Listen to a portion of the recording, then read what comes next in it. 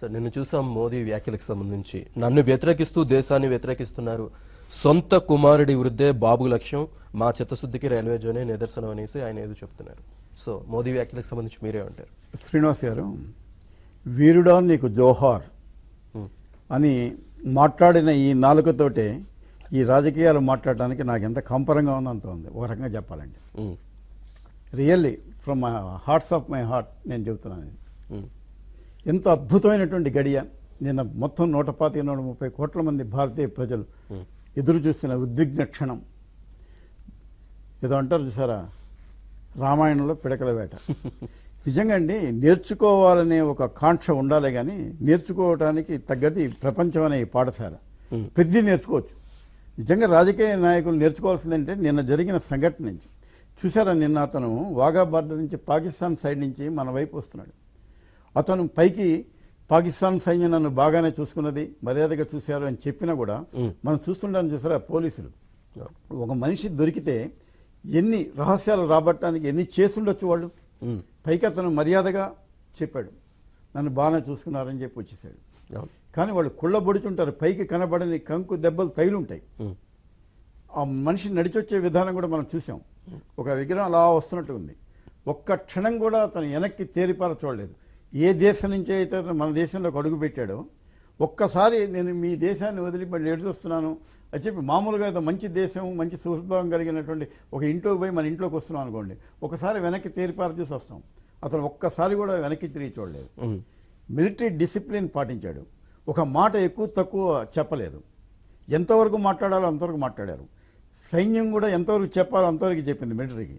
వీళ్ళంతా 10 గంటల పాటు వెయిట్ చేసినా కూడా క్లుప్తంగా 30 సెకండ్లో 1 నిమిషంలో ముగించి వెళ్ళిపోయినారు.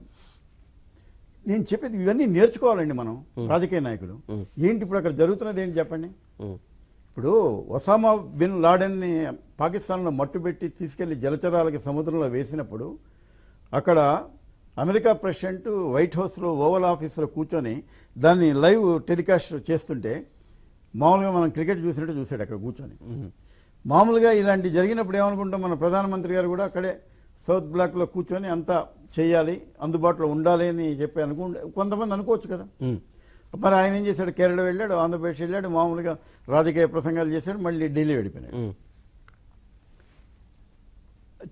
సభబాది అనిపిస్తే ఒకసారి కాదు, అంతకుముందు ఒకసారి వాయిదా పడ్డ సభే కదా, మళ్ళీ ఒకసారి వాయిదా వేసుకోవచ్చు. ఏమండి, చేయలేదు.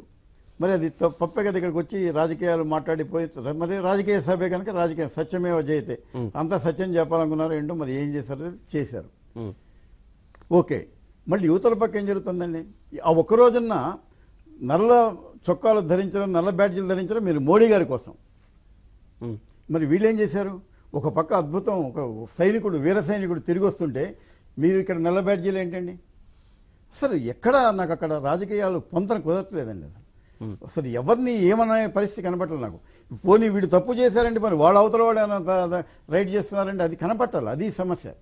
ఇవాళ ఇంత అద్భుతమైనటువంటి ఉద్విగ్న క్షణాలని ఆస్వాదించాల్సిన వాళ్ళం ఇలాంటి విషయాల మీద మాట్లాడుకోవాల్సినటువంటి పరిస్థితి వచ్చిందంటే ఎవరు కారణం? నిజమే, నేను కాదంటలా. అది ఇంకొక రోజు తర్వాతనో, ఇంకొక 10 రోజుల తర్వాతనో, లేదా 10 రోజుల ముందో ఇలాంటివన్నీ అయితే నేను దర్జాగా నేను మాట్లాడే, ఎవరు తప్పు ఎవరు తప్పు అంటే బ్రహ్మాండంగా చర్చించేవాళ్ళం, విశ్లేషించేవాళ్ళం. ఇవ్వాలండి అది ఇవాళ మాట్లాడు. నేను ఇంకా అదే అన్నాను, అదే నోటితోటి మళ్ళీ ఇవే మాటలు మాట్లాడుకోవాల్సింది. వాళ్ళకి రాజకీయ నాయకులు ఎట్టుకో నేర్చుకోరు, నాకు తెలిసిపోయింది. అక్కడ నేను పార్టీ పేరు పెట్టి చెప్పలేదు, రాజకీయం అంటే రాజకీయం. ఎక్కడ వాళ్ళు రాజకీయం చేస్తారు, వాళ్ళ దగ్గర నుంచి నేర్చుకోండి. మిలిటరీ వాళ్ళ దగ్గర నుంచి ఎలా మాట్లాడాలి, ఎంతవరకు మాట్లాడాలి, ఎలా బిహేవ్ చేయాలి ఏంటనేది తెలుసుకోకుండా ఈ రాజకీయాలు ఏంటండి. ఇప్పుడు అక్కడికే వస్తున్నాం. ఒక ప్రధాని స్థాయి వ్యక్తి ఒక రాష్ట్ర ముఖ్యమంత్రిని టార్గెట్ గా చేసుకుని కుటుంబ పాలన అని విమర్శించడాన్ని మనం ఏ విధంగా చూడాలంటారు? నేను తప్పు పట్టల్లా, నిజంగా తప్పే ఉండొచ్చు అని మాట్లాడింది, కానీ అది నిన్న జరిగి ఉండకూడదు అంటున్నాను. నేను చెప్పేది అదొక్కటే. నల్ల చొక్కాలు ధరించడం నిన్న జరిగి ఉండకూడదు అనేది నేను చెప్తున్నాను అంతవరకే. ఒక 10 రోజుల ముందు చేయండి గౌరవంతా, 10 రోజుల తర్వాత చేసుకోండి. ఏంటండి ఇది, ఒక మంచి చక్కటి ఒక వీరుడు తిరిగి వస్తున్నాడు, బందీ చావు ముఖంలోకి వెళ్ళాడండి అతను. వీళ్ళు ఓటమి అంచుల్లో ఉన్నారో విజయానికి అంచుల్లో ఉన్నారో నాకు తెలియదు రాజకీయ పార్టీలు. అతను చావుకు దగ్గరికి వెళ్ళిపోయి మళ్ళీ వెనక్కి వచ్చాడు. మీరు ఎక్కడో ఇంకో 3 నెలల తర్వాత జరగబోయే ఎన్నికల్లో ఓటమే విజయమా అనే దాని మీద లెక్కలేసుకుంటూ మీ ఇద్దరు చేస్తున్న పని ఏంటి? అది కొద్దిగా అది ఆ డిగ్నిటీ కావాలండి. ఆ హుందాతనం రాజకీయాల్లో రాకుండా మనం ఈ రాజకీయ నాయకుల గురించి మాట్లాడి ఏదో అంటారు చూసారా, ఒక రకమైన విసుగు ఏష్టత కలుగుతుంది అనమాట. ఒక రకంగా చెప్పాలంటే అనకూడదు. నేను మీ జర్నలిస్ట్ నడిపే ఛానల్ కనుక ధైర్యంగా 2 ముక్కలు చెబుతున్నాను. నేను ఒకరు తప్పు చేశారు అని చెప్పి మనం ఏదో చెప్పబోతాం, చెప్పే లోపల అవతల వాళ్ళు ఏం చేశారనే దగ్గర మనం డిఫెన్స్లో పడిపోతున్నాం. అవును, ఒక్క క్షణం తాళటం, ఓపిక, సంయమనం కనపడకుండా పోతుందండి ఇది. రైట్. మనతో మాట్లాడడానికి తాడేపల్లిగూడ నుంచి వేణుగోపాల్ గారు టెలిఫోన్ లైన్ సిద్ధంగా ఉన్నారు. వేణుగోపాల్ గారు sir, good morning sir. Good morning అండి. సార్, ఇంగ్లీష్ లో సాగుతా ఉంది sir, don't work for recognition, do work worthy of recognition అని చెప్పి ఒకటి ఉందండి సార్. హలో, గుర్తింపు కోసం పనిచేయొద్దు, గుర్తింపు పైన పనులు చేయమని. వీళ్ళు ఇప్పుడు ఇంత పథకం జరుగుతున్న రాజకీయ నాయకులు అందరూ they are running behind the same issue, political stupid issues back side వెళ్తున్నారు కానండి. మన భారతీయుడు అక్కడ ఉన్నప్పుడు ఆ వచ్చేదాకా కూడా ఆ అటెన్షన్ అనేది ఎవరో పే చేయట్లేదు కదండి. ఎవరి పనులు ఆడ ఉన్నారు వాళ్ళు. అది ఒకటే ఇష్యూ బాధగా ఉందండి. రైట్ వేణుగోపాల్ గారు. మరో కాలర్ ఉన్నారు, వెంకటపతి గారు. మాట్లాడండి వెంకటపతి రాజు గారు.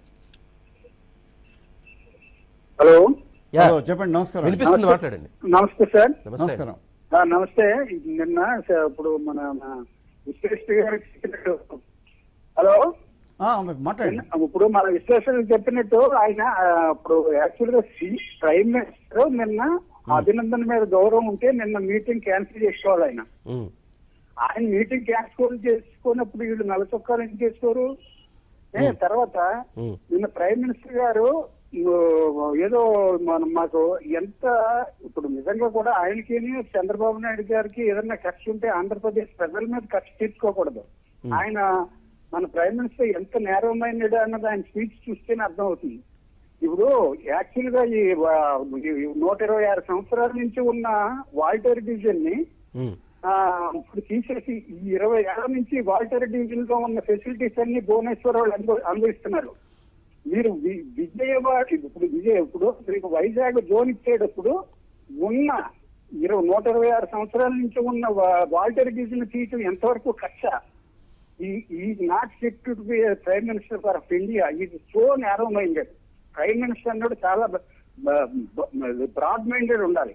ఇప్పుడు చంద్రబాబు నాయుడు గారికి అన్ని కష్టం ఉంటే ప్రజల్ని ఇబ్బంది పెట్టాలా అంటే రైట్. ఇప్పుడు నిజంగా కూడా స్టీల్ ప్లాంట్ ఇచ్చే కూడా ఈయన ఉండగా అనౌన్స్ చేయకపోవడం మంచిది. స్టీల్ ప్లాంట్ కాదు, అదే కడపలో అనౌన్స్ చేస్తే అవన్నీ ఇంకో డెవలప్ ఇచ్చేస్తాడు క్వారీస్ అన్ని. కక్షతో ఇచ్చేయన్నీ అలాంటివే చేస్తారు. అంటే నిజంగా బ్రాడ్ మైండెడ్ వ్యక్తి మన చిల్లికద్దేలా ఇది. ఆయన కొడుకునన్నాడనే ఈయనేమో బైక్ని అంటాడు. ఇలా ఏంటిది అసలు? అంటే మెయిన్ ప్రైమ్ మినిస్టర్ లెవెల్లో ఆ బ్రాడ్ మైండెడ్ లేకపోవడం వల్ల వచ్చిన శక్తి. రైట్ వెంకటపతిరాజు గారు. మీరే అంటారు. శ్రీనివాస్ గారు, నేను ఇంకా చాలా అంటే కాలర్స్ మాట్లాడినంత దాంతో అంత మాట్లాడలేదు. నేను చెప్పా కూడా ఇది ఒబామా ఇన్సిడెంట్ కూడా చెప్పాను. వైట్ హౌస్లో కూర్చొని మొత్తం అంతా కూడా ప్రత్యక్ష పర్యవేక్షణ ద్వారా చేశాడని. ఈయన కూడా అక్కడ ఉండాల్సింది ఢిల్లీలో కూడా చెప్పాను. ఒకసారి వాయిదా పడదు, ఇంకోసారి వాయిదా వేసుకోదు. ఒకసారి వాయిదా పడ్డ పర్యటన ఇది. అంతకుముందు కూడా ఇక్కడికి రావడానికి వచ్చి అది వాయిదా పడ్డ పర్యటన కూడా కాబట్టి ఇంకోసారి వాయిదా వేసుకున్న నష్టం లేదు. కాబట్టి నేను చెప్పలేదు, ఏదో నేను ప్రైమ్ మినిస్టర్ నేను సమర్థిస్తే ఏం మాట్లాడలేదు. అట్ ది సేమ్ టైం నేను ఇక్కడ జరిగింది కూడా చెప్పాను. ఈ సందర్భాన్ని బట్టి రెండూ జరిగి ఉండాల్సింది. ఒకటి ఆయన వాయిదా వేసుకొని ఉంటే బాగుండేది, లేదా వాయిదా వేసుకొని ఉన్నట్టయితే తెలుగుదేశం వాళ్ళు కూడా ఈ నల్ల చొక్కాల వ్యవహారం మానేసి ఉండాలి. ఆయన వాయిదా వేసుకుంటే ఎటకో వీళ్ళు పెట్టేవాళ్ళు కాదు నేను అనుకోవటం. ఎందుకంటే మోడీ గారి కోసం పెట్టిందే కదా. కాబట్టి ఏంటంటే ఉభయ పక్షాల్లో కూడా కొంత ఈ సందర్భాన్ని బట్టి నడుచుకోలేదనే అభిప్రాయం నాకైతే ఉంది. ఉభయ పక్షాలు మొట్టమొదటి ఆయనదే కావచ్చు, ఎందుకంటే రావడం ఆయన బయట నుంచి వచ్చిన వాడు కదా. అసలు ఆయన ఇంత పెద్ద ఆపరేషన్ జరుగుతున్నప్పుడు ఆయన ఢిల్లీలో ఉండటం ఒక సబబుగా ఉండేది, డిగ్నిఫైడ్గా ఉండేది, ఒక కారణం కూడా ఉండేది. సభ వాయిదా వేసుకోవడానికి గతంలో చెప్పిన కారణం కంటే కూడా గట్టి కారణం ఇవాళ ఉంది. ఆయన ఎందుకు రాలేకపోయినాడని చెప్పడానికి. సరే వచ్చినా కూడా ఈ సత్యమేవ జయతే అని దానికి ఏదో పేరు పెట్టినట్టున్నారు. దాంట్లో మరి చెప్పేటప్పుడు కూడా కొంత పొలైట్గా పద్ధతి ప్రకారం అంటే పేరు పెట్టి చెప్పకపోయినా కూడా ఎవరిని అంటున్నారో జనానికి తెలిసిపోతుంది కదా. ఇవాళ జనం అంతా జన చైతన్యంలో ఉన్నారు, మామూలుగా లేరు కదా. ఎవరిని గురించి అంటున్నారు ఏమంటున్నారు తెలుసుకోలేనంత అమాయకంలో లేరు జనం. కాబట్టి ఆయన ఖచ్చితంగా చంద్రబాబు గారి గురించి అన్నారు. పిల్లలు పిల్లవాడు వారసత్వం ఇవన్నీ ఎవరి గురించి మాట్లాడతారు. కాబట్టి ఏది ఎంతవరకు మాట్లాడాలో అంతవరకు మాట్లాడి వెళ్ళిపోయినా బాగుండేది.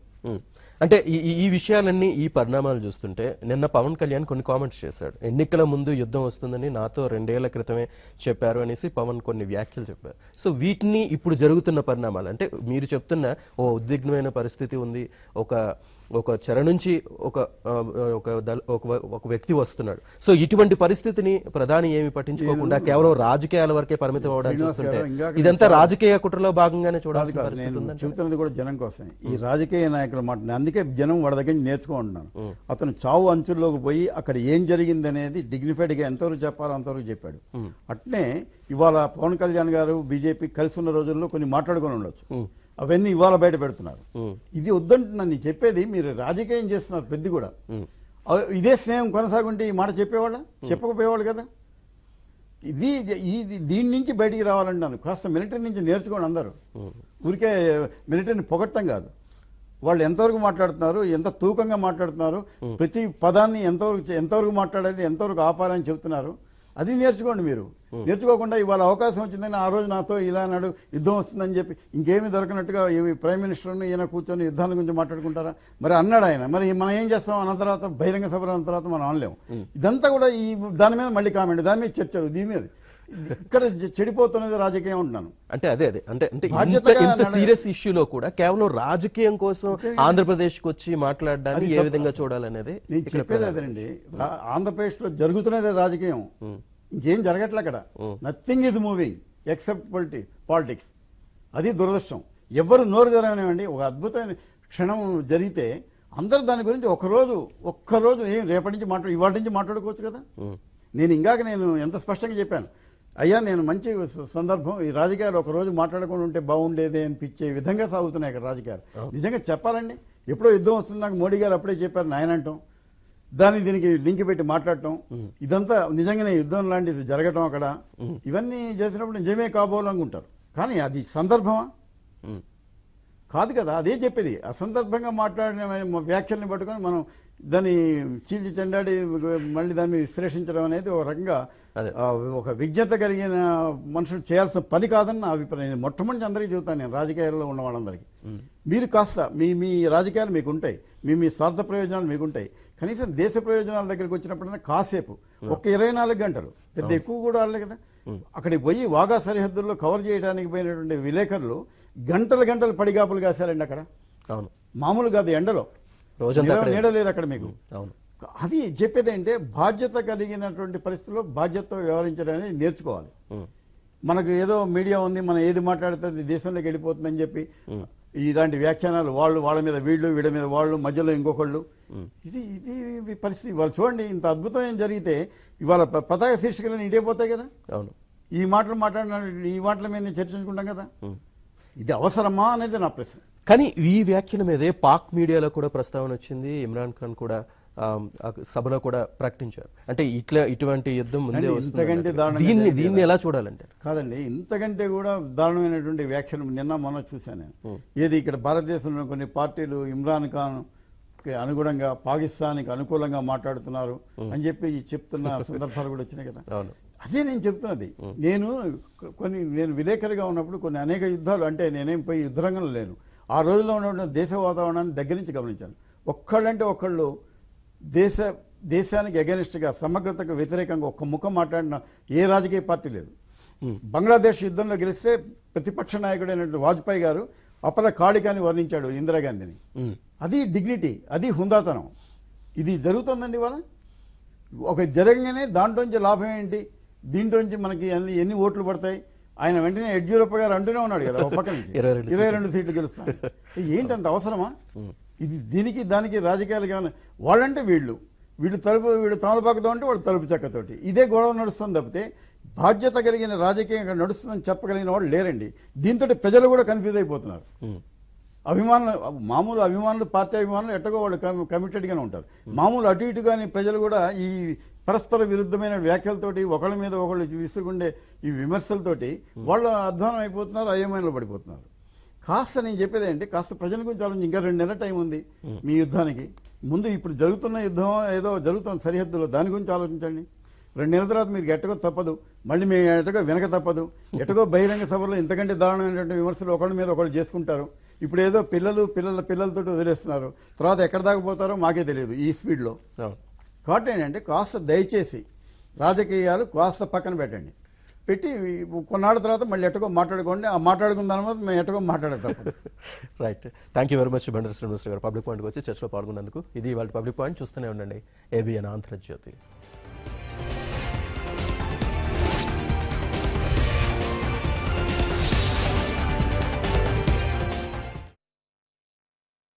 కొనడం పెద్ద విషయం కాదండి. లాస్ చేసుకోకుండా కొనాలి. టైంకి బోన్ చేయకుండా, హెల్త్ ని గమనించకుండా, ఫ్యామిలీ కోసం టైం స్పెండ్ చేయకుండా కష్టపడి సంపాదించిన డబ్బును ఈ